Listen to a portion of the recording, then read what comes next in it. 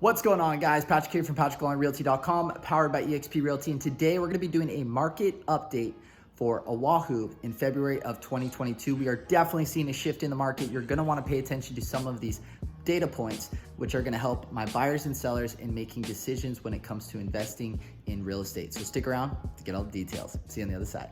Okay, guys, so we're going to jump into the executive summary, and I'm going to kind of go over this, and then we're going to look at some of the data, and then I'm going to give you my personal opinion on what I see happening and looking at some of the data that you may not always focus on, which is really that month-over-month change, and what are the KPIs or key point indicators that we're seeing happening that may allow us to kind of look through that crystal ball and potentially see what's happening in the future.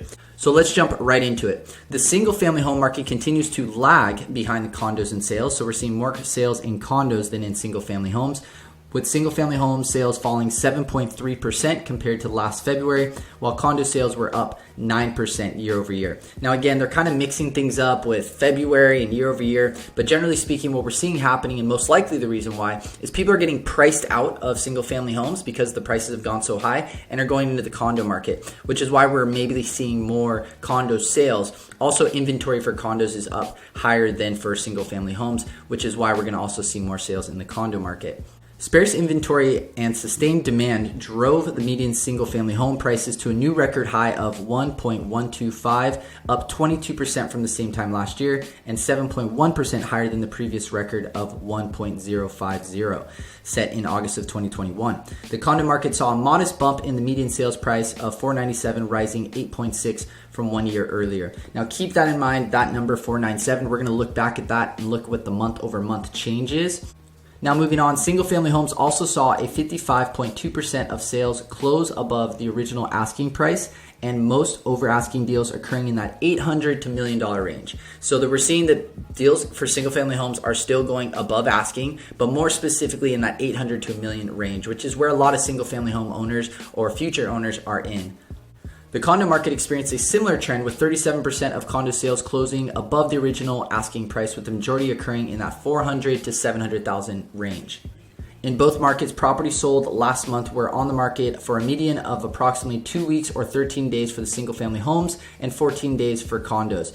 The market welcomed an increase in new listings through the month, with 14% more single-family homes and 18% more condos listed than a year ago. So generally speaking, what we're seeing is days on market is pretty much about the same for condos, but has slowed down just slightly for single-family homes. Before it was about 9 to 11 days, so we're seeing it about 13 days.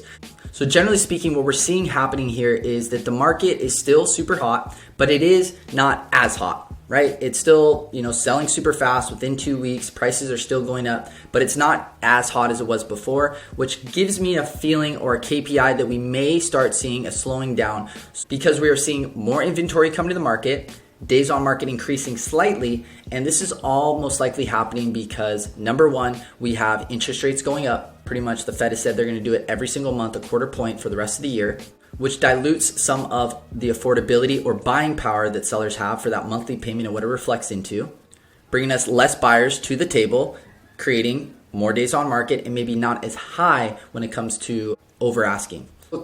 Now let's look at the month over month change that we're seeing, because that really allows us to kind of see, is there any change happening in the market? I don't want to know what happened last year. I want to know what happened last month. Now, when it comes to single family homes, we are seeing that there was a 7% increase from last month. So that's going to be of January of 2022, increase in median sales price for single family homes. And for condos, interestingly enough, we are seeing a 2.5% decrease. Now, that's not a huge change, but it is something that kind of make us think, okay, what do we see happening in the market and why is that happening? And again, it's most likely because the Fed is starting to jack up interest rates, which is going to slow down the amount of buyers that come to the table because of what they can afford. Because as interest rates go up, the affordability goes down. So something to keep in mind, and definitely check out the video up in the corner where I talk about the rule of 10x when it discusses interest rates and how it affects prices in the market.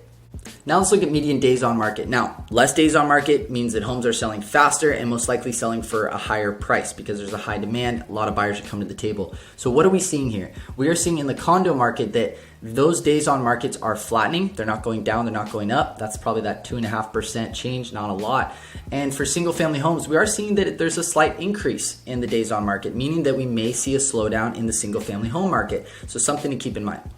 Okay guys, now let's look at new listings and the data from 10,000 feet up. We can see that we saw this huge valley here in December, and this is normal for the holidays. Usually it's pretty standard that we see this dip that happens in the holidays, usually in November and December. But then we saw it pick up again, which is gonna tell us that more inventory is coming to the market. And why is this happening? Well, of course, we're coming out of the holidays. People can actually have time to sell their home. And then also we are probably seeing this happening because maybe sellers are starting to get FOMO and realizing, man, this market, I don't know how long it's gonna last. I should probably sell my place, and adding more inventory to the market, which is great for you buyers out there. Okay guys, so that pretty much wraps it up for the market update. So my opinion on what I see happening in the market is that we are starting to see a subtle, and I repeat, subtle slowdown. And keep in mind, in Hawaii, we never really see a huge drop. We usually see things starting to flatten out. And I would anticipate and make the estimate or guess that we're probably going to see the market flatten out a little bit until the Fed figures out what they want to do with interest rates, probably throughout the year. So we're not going to see this bonkers situation where we're going to have 30 offers on single family homes. We may see maybe like 10 or 15 because the lack of inventory is still going to keep that demand high. Even though interest rates are going up, it's going to bring less buyers to the table, which is going to increase days on market and less offers, which means prices are going to stay a little bit more reasonable than they have been in the past months. Now, if you're a seller, this is a great time to sell because we may be hitting the peak of the mountain. So something to keep in mind. Now, when you're a buyer, it's a little difficult because it's like as interest rates go up, your affordability goes down. And as we see now, prices are probably about hit their cap. So the good news is prices, I don't foresee continuing to go up, and up, at least not significantly, maybe on that subtle up trend that we see in Hawaii year over year end. But all in all, it's one of those things where it's like, it's probably best to lock in that low interest rate and get yourself a property if you're going to hold on to it. If you're trying to time the market, which I don't suggest, it's very difficult to do. But if you are flexible, you can wait a couple months and see what happens. I would anticipate that maybe the market will flatten a little bit. We won't have as many crazy over asking situations. But nonetheless, the one thing that you have to worry about for buyers is those interest rates increasing, basically allowing you to buy less home for that monthly payment. So it's kind of a tricky situation. But if you are a buyer, I would suggest it's important not to try to time the market and just realize it's about time in the market, not timing the market. So if you plan to hold on for the property for a couple of years, you're most likely going to ride this flat wave, and then it's most likely going to pick up again once the Fed figures out what they want to do with interest rates, which hopefully they will, go through this process through the year and then bring them back down once inflation is basically taken care of. Okay guys, well that pretty much wraps it up. If you guys could do me a huge favor, if you like this content or got any value from this content, smash that like button as well as click the subscribe and notification bell.